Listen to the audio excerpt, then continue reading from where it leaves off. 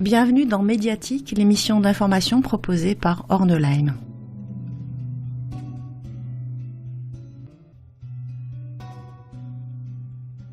Ce mois-ci, nous recevons la sénatrice Elisabeth Doineau qui nous parle des tables rondes organisées fin mars, début avril au Sénat sur la maladie de Lyme. Et pour nous mettre dans l'ambiance, on commence par en écouter quelques extraits. On reconnaît finalement que les tests sérologiques ne sont pas fiables à tous les coups. Nous nous limitons à l'usage de ces deux tests qui nous permettent, dans un premier temps, en cas de négativité, de nous conforter dans l'idée que le diagnostic est probablement un autre diagnostic que celui de la maladie de Lyme.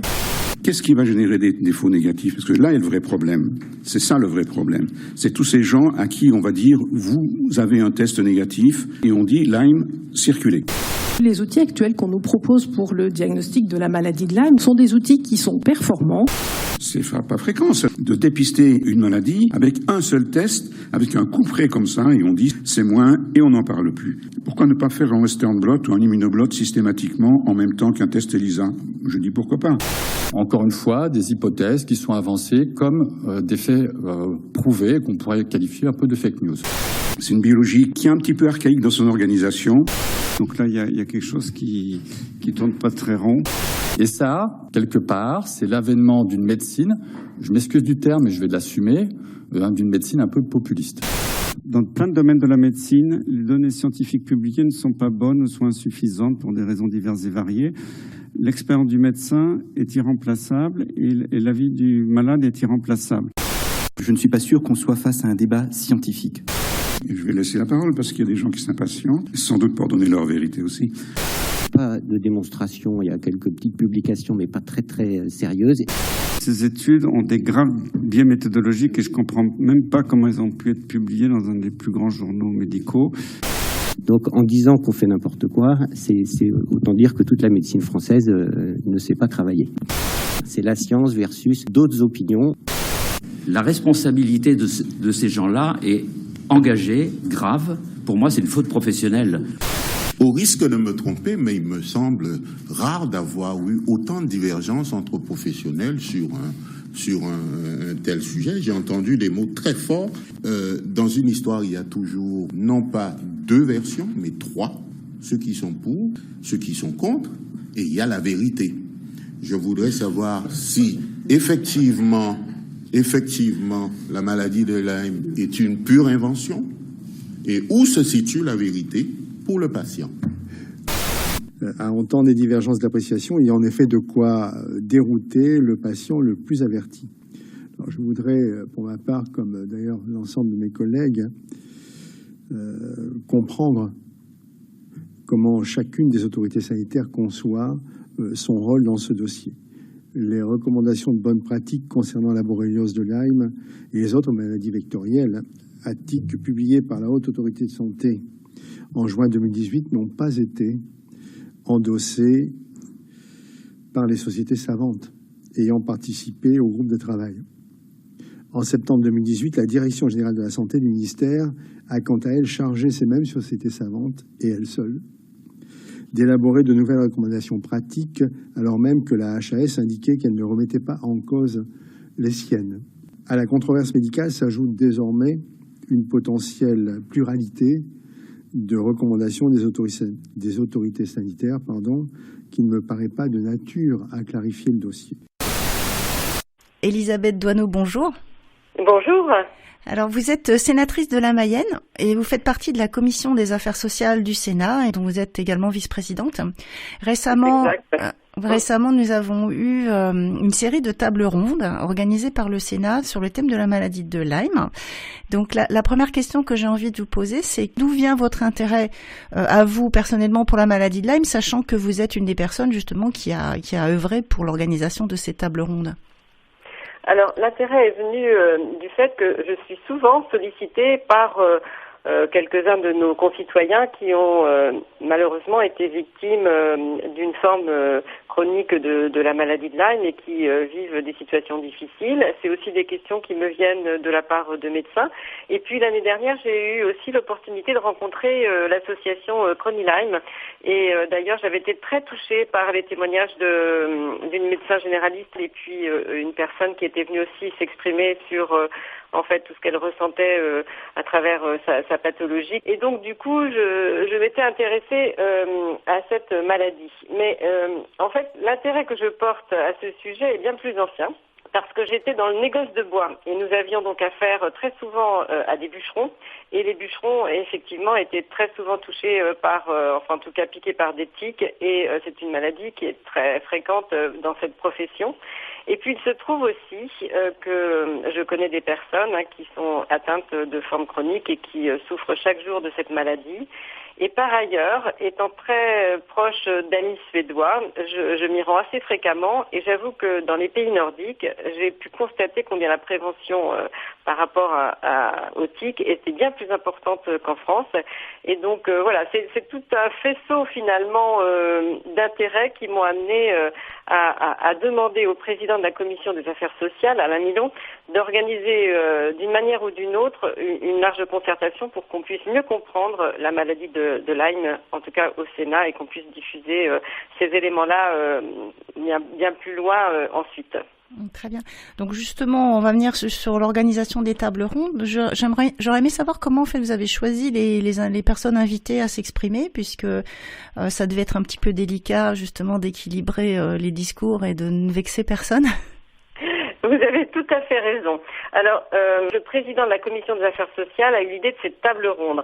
À partir de là, nous avons regardé comment les organiser, parce que très vite, on s'est intéressé à l'idée de plusieurs tables rondes.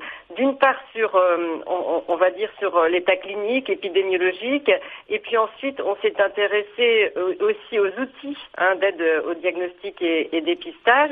Et puis, nous avons voulu connaître la stratégie thérapeutique qui pouvait être mise en place. Et puis, la dernière table ronde étant une table ronde un peu plus généraliste, si on peut dire, un peu conclusive aussi, avec les institutions, les représentants, je dirais, officiels sur le plan sanitaire en France. Et puis donc, suite à ces tables rondes qui ont donc été diffusées très largement puisque chacun pouvait les suivre en direct et puis peuvent encore les regarder, les consulter sur le site du Sénat, eh bien, nous allons rédiger, il est en ce moment en train de s'élaborer, eh bien, nous allons rédiger un rapport qui pourra être consultable par toutes celles et tous ceux qui le souhaiteront. Mais l'idée des tables rondes était quelque chose d'intéressant et notamment parce qu'elles étaient visibles en direct. Et puis, comment choisir les interlocuteurs ? Écoutez, ça c'est peut-être pas la chose la plus facile, mais une fois qu'on a déterminé les sujets et la méthode, on s'est dit, telle personne pourra peut-être être davantage sur cette table ronde parce qu'il est plus sur la stratégie thérapeutique. Une autre personne, ou en tout cas la représentation d'une société savante pourrait plutôt être dans telle autre. Alors, je ne vous cache pas qu'on a eu parfois quelques coups de fil de personnes qui souhaitaient être plus dans cette configuration qu'une autre. Enfin. Par contre, des personnes qu'on n'a pas invitées sont arrivées. Bon, on a essayé d'être conciliant. Et donc elles se sont organisées comme ça, mais moi je dis pas qu'on n'aura pas par la suite une autre forme d'intervention. Là c'était finalement une première étape au Sénat, le rapport étant la deuxième étape. Tant qu'on n'a pas finalement trouvé une conclusion qui satisfait tout le monde, je pense que le Sénat a tout à fait l'objectif de continuer. Donc ça, quelle forme. En tout cas, ça ne s'arrêtera pas là. Oui, ça anticipe un petit peu une question justement que je voulais vous poser par rapport au suivi que vous alliez faire à partir de maintenant. Donc vous nous dites déjà que vous allez assurer effectivement un suivi et que vous allez refaire des choses autour de la maladie de Lyme au Sénat. Donc les patients ont effectivement suivi avec beaucoup d'intérêt toutes ces tables rondes. Je remarque quand même donc qu'il n'y avait pas de patients représentés dans les tables rondes. Donc c'était un choix délibéré et il y avait une raison spéciale pour laquelle aucun représentant de patients n'a été entendu au cours des tables rondes. Non, alors là, c'est pas un choix délibéré. Je pense que justement, comme ça leur était destiné,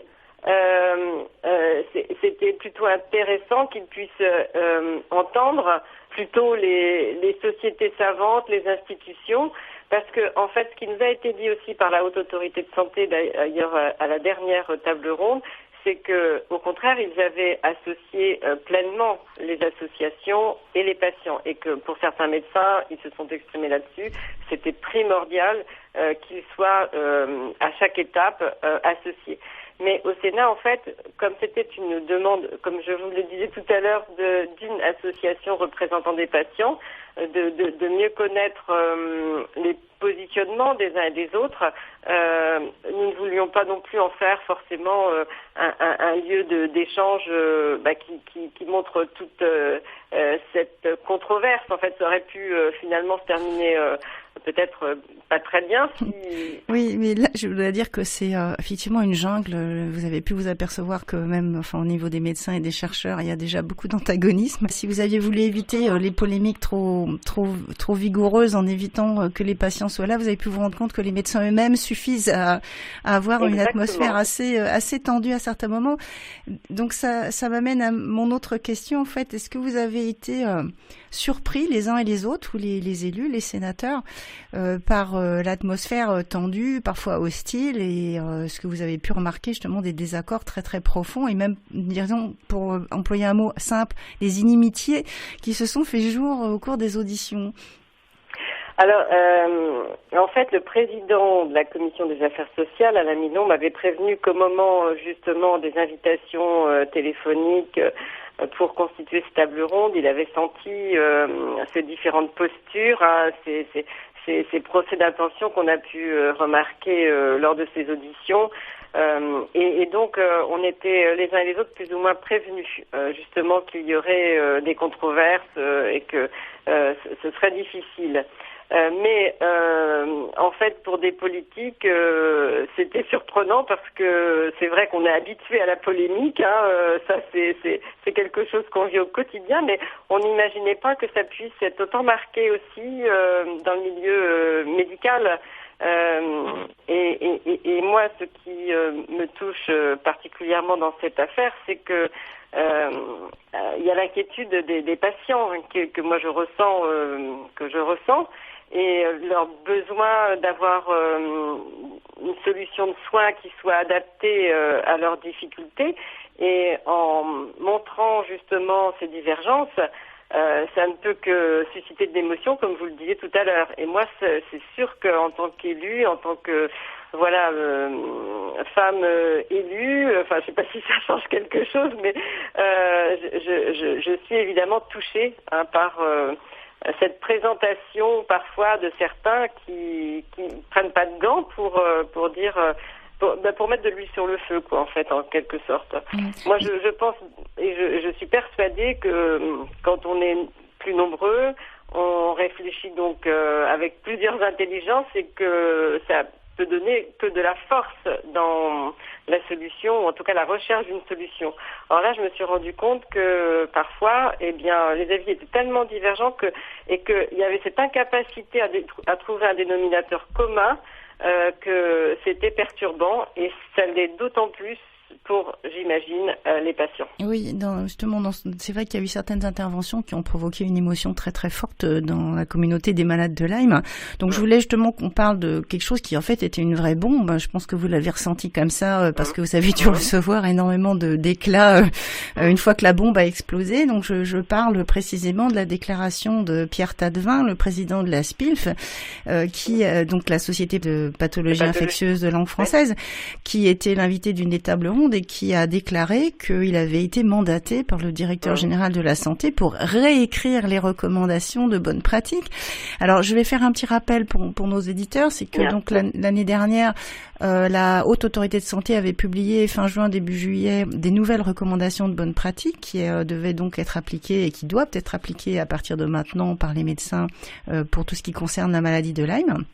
Et que un certain nombre de sociétés savantes, dont la SPILF, mais également, par exemple, l'Académie de médecine et différentes, je pense, l'association de généralistes aussi, s'étaient fortement opposées à ces nouvelles recommandations de bonne pratique, avaient encouragé leurs adhérents à ne pas les appliquer. Enfin, il y avait vraiment déjà une situation très conflictuelle. Et là, en disant que le directeur général de la santé avait confié à la SPILF de réécrire les recommandations, là, effectivement, ça a été la panique totale chez les malades, puisque ces nouvelles recommandations de bonne pratique présentaient quand même des avancées qui étaient positives et sur lesquelles on comptait beaucoup. Pour tout vous avouer, je ne connaissais pas la Société de pathologie infectieuse de langue française. Et je me demandais bien, d'ailleurs, au départ, en quoi elle était légitime pour, justement, s'opposer à un travail collégial qui avait été fait avec la Haute Autorité de Santé. Et au fil du temps, j'ai pu comprendre que, en fait, ils étaient complètement associés à la Haute Autorité de Santé pour justement définir ces nouveaux protocoles de diagnostic et de soins. Mais ce que je n'ai pas encore réussi à comprendre, c'est pourquoi d'ailleurs ils se sont opposés tardivement après avoir participé à toute l'élaboration de ce document qui justement amenait l'adhésion des patients et des associations. Pourquoi donc tardivement? Et ensuite, c'est sûr que quand il a été annoncé, en tout cas lu ce courrier, c'était je pense à la première table ronde, ça a suscité forcément beaucoup de réactions de notre part, mais tout en étant, comment dirais-je, forcément, quand on est dans l'émotion, la réaction est parfois presque, comment dire, molle, parce qu'on s'y attendait pas. Vous avez été sidéré, je pense. Mais oui, voilà, c'est ça, il y a tant de sidération. Mais lors de la table ronde conclusive, avec justement la présence du professeur Jérôme Salomon, on a pu se rendre compte qu'il cherchait avec force, il essayait d'être persuasif, qu'il avait besoin, et on peut le comprendre, de l'adhésion de justement cette société savante, parce que on ne pouvait pas en réalité s'en passer, ils avaient été associés dès le départ aux travaux, et que aujourd'hui ils ont la mission de trouver peut-être par eux-mêmes la manière consensuelle de répondre à l'anxiété de tous ceux qui sont atteints de maladie de Lyme. Mais c'est sûr que le fait d'avoir été en quelque sorte invité à s'exprimer au Sénat sur un plateau qui permet d'être visible par tous a sans doute suscité de leur côté aussi quelques remises à niveau entre eux, j'imagine. Et je pense que ces tables rondes permettront, je l'espère, en tout cas personnellement je l'espère, de susciter l'envie chez eux d'une réponse consensuelle et qui n'apporte plus autant d'inquiétude de part et d'autre. Parce que c'est vrai que certains ont qualifié ça de scandale sanitaire. Surtout, ce qu'il ne faut jamais oublier, c'est que derrière, il y a des patients et que c'est pour les patients qu'il faut se mobiliser. Et c'est en travaillant ensemble qu'on trouvera cette intelligence collective, et c'est pas en s'interpellant, en se contredisant, et puis surtout en faisant des procès d'intention qu'on rassurera la communauté des patients. Je pense qu'il y a un problème particulier dans l'approche de la SPILF, parce que je crois, dans tous les propos que j'ai entendus tenir à Pierre Tadevin dans les tables rondes, c'est que pour lui, il y a la science d'un côté et eux, ils incarnent la science, et de l'autre côté, il y a les patients qui, eux, ne sont pas scientifiques et donc n'ont pas voix au chapitre. On l'a vécu comme ça dans ces propos, et que les médecins qui nous soignent sont également suspects de ne pas être réellement scientifiques. Très franchement, en tant qu'association de malades, en tant que malade, on le ressentait comme du mépris. Donc c'est pour ça qu'il y a eu beaucoup d'émotions. Et on va parler justement concrètement des points qui accrochent, qui font que la Société de pathologie infectieuse de langue française refuse de signer ces nouvelles recommandations de bonne pratique. Donc il y a le problème des tests, on va y revenir peut-être après, mais le problème essentiel, c'est la définition qu'il y a dans ces nouvelles recommandations du syndrome polymorphe persistant après piqûre de tique, le SPPT, et c'est là-dessus essentiellement qu'accrochent les sociétés savantes, dites savantes. Qu'est-ce que vous avez compris, vous, justement, de cette polémique, en fait, si vous vouliez, est-ce que vous avez bien compris finalement ce qui sépare les gens qui disent que ce syndrome existe ou qu'il faut s'en occuper et les gens qui disent qu'il n'existe pas? Est-ce que c'est plus clair maintenant, une fois que les tables rondes ont eu lieu? Ce que j'ai compris, c'est que certains n'admettent pas en fait la maladie chronique, l'aspect chronicité de la maladie de Lyme, et donc c'est un vrai sujet, parce que en fait ce que les médecins disaient de l'autre côté, c'est que la maladie peut se déclarer quelques années, voire quelques dizaines d'années après piqûre, et que ça peut prendre plusieurs formes, et que certains, ça va jusqu'à une forme de paralysie, et ça peut aller jusqu'à des méningites. Enfin, on voit bien qu'il y a des formes différentes, et pour eux, en fait, c'est pas lié à la piqûre par tique. Et donc, c'est ça qu'il faut aujourd'hui sans doute regarder précisément. Mais moi, ce que je voudrais vous dire à ce moment de notre échange, c'est que sans doute la difficulté aujourd'hui, c'est de ne pas avoir assez de preuves scientifiques, parce que ça a été plusieurs fois évoqué. Et moi, je pense qu'on ne met pas suffisamment d'argent dans la recherche, et que la recherche, si vous voulez, peine en fait à apporter ses preuves scientifiques, du fait que justement il n'y a sans doute pas eu assez de plans de recherche par rapport à cette maladie, mais toutes les maladies qui viennent en fait de piqûres de tique, et que s'il y avait demain une résolution à prendre, c'est de travailler sur la recherche absolument, et sur la prévention. Je pense qu'en France, on manque de communication sur ce plan-là, et qu'il faut absolument s'agiter. Même s'il y a eu un plan de prévention, il faut davantage faire, et puis dans tous les centres de loisirs, dans les écoles, il faut informer tous ceux qui travaillent auprès des jeunes enfants. Il y a des choses qui se font dans d'autres pays qui ne se font pas en France. Donc moi, je dirais aller vers plus de prévention, et surtout mettre un peu d'argent, et peut-être même beaucoup plus d'argent dans la recherche, parce que la recherche, finalement, elle pourra peut-être amener tous les scientifiques, quels qu'ils soient, aussi bien ceux qui sont justement dans les sociétés savantes que ceux qui travaillent sur les terrains auprès des patients, eh bien, les amènera à réfléchir ensemble, et du coup à avoir des conclusions plus consensuelles. Parce que je pense qu'il ne faudra pas rester sur ce conflit. Il faut apprendre à travailler ensemble. Chacun a des connaissances, chacun a son parcours professionnel, et donc il faut s'éclairer les uns les autres. Or là, ils sont plutôt en train de s'opposer les uns les autres. Donc moi, je veux croire à l'intelligence collective, et c'est peut-être la recherche, et auprès des patients d'ailleurs, parce que s'il y a recherche sur les origines de la maladie, il faut aussi faire des recherches auprès des patients. Je pense que ça peut réunir les uns et les autres. Ouais, vous touchez quand même à un problème, c'est que l'expérience des patients, l'observation par eux-mêmes de leurs propres symptômes, etc., c'est quelque chose qui est totalement disqualifié par un certain nombre de personnes qui se disent scientifiques, mais qui n'acceptent pas ce genre, parce qu'on est passé à l'ère de la science dure, avec les expériences en laboratoire et les tests en double aveugle avec contre-effet placebo, etc. Et donc, en fait, l'expérience quotidienne, ne serait-ce que des médecins eux-mêmes dans leur cabinet, et l'expérience des malades, c'est pas du tout quelque chose qui est valorisé.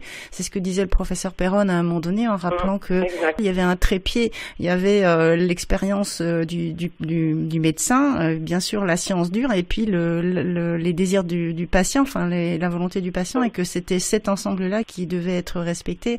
Or là, on est dans une situation où on ne croit plus que aux essais cliniques en double aveugle randomisés. Voilà, c'est comme si la science se limitait maintenant à cette unique forme d'expression scientifique. Parlant de recherche, justement, je voulais vous demander si vous aviez bien compris en fait les moyens qui étaient attribués à la recherche, parce que moi personnellement, en écoutant le professeur Salomon, j'ai pas trop compris combien il y avait d'argent dans la recherche et où il était. Alors, on a plusieurs fois été sur ce sujet-là. Mais effectivement, la réponse n'était pas nette. C'est pour ça que quand on va rédiger le rapport, on va reprendre lien avec la Direction générale de la santé au ministère, parce qu'on voudrait avoir des éléments factuels.